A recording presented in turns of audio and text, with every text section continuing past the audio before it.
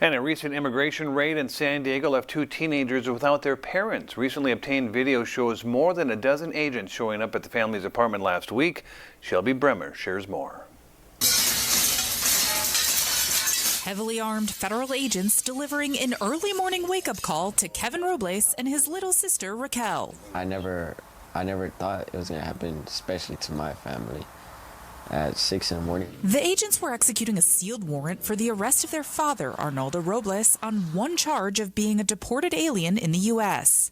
They sent a drone inside and used flashbangs before entering the home themselves. It was scary, imagining just opening the door and getting received by like 20 lasers pointed at you and all these rifles. They ultimately led Robles, his wife Angelica Ortega, and their two teenagers out of the home, one by one, in handcuffs. My cuffs were tied to the mags, and I was telling them if they can loosen them, and they're just foul language, like saying, "Oh, stop being a you can handle this." Court records show Arnoldo Robles was convicted of a DUI in 2023 and was on probation. I said, you guys are out here like if you're coming to do like a drug cartel or a murder or something. Like, this is crazy. Their neighbor Ara Rocha watched it all unfold and says the firepower didn't match the threat. I know you guys are doing your job. Like, we all have a job, but there's ways of doing it.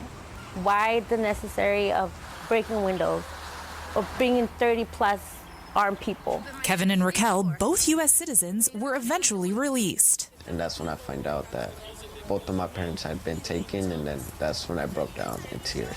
Raquel wanted to share her story, but could only say a few words.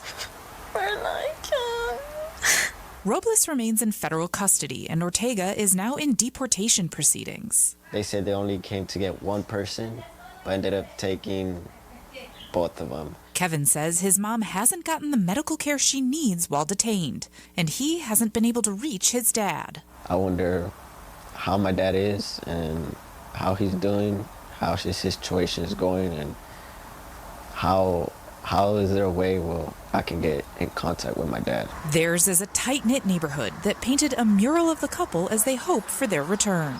Sad?